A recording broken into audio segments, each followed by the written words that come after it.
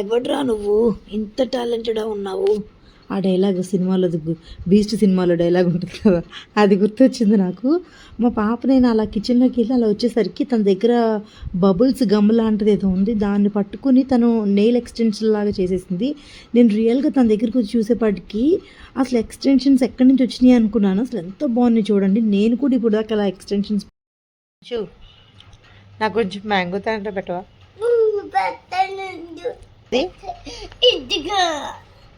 ఏదే ఏముంది నా చేతిలో? ఇదే ఏంటిది? ఇది ఏం చేయాలి దాంతో? పండుగ చేసుకోవాలా? ఏం పెట్టావు? ఇదే ఇది తినాలా నేను? మ్యాంగో తండ్రా ఇచ్చి పండుగ చేసుకోవాలా? శరణం ఇది ఇచ్చి పండుగ చేసుకోవాలంట. ఎన్ని రోజులు తినాలి? చూసారా, ఇది 2 days తినాలంట నేను. మీ ఇద్దరు ఎన్ని రోజులు తింటారు? బాక్స్ ఖాళీ చేస్తారు కదా, మరి నాకు చూసారా అండి తండ్రి కూతురు ఏం మాట్లాడుతున్నారో. ఎంత చెప్పుకోబెట్టి పండుగ చేసుకోవాలంట. మరి ఏం పండుగ చేసుకోవాలో నాకు ఇది కూడా సినిమా డైలాగ్లానే ఉంది.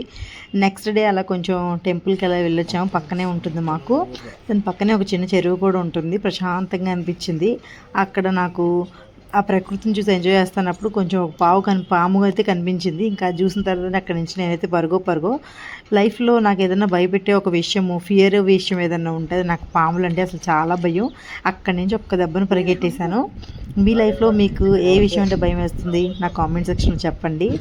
లైక్ చేయండి, మన ఛానల్ సబ్స్క్రైబ్ చేయండి అండి ప్లీజ్. థ్యాంక్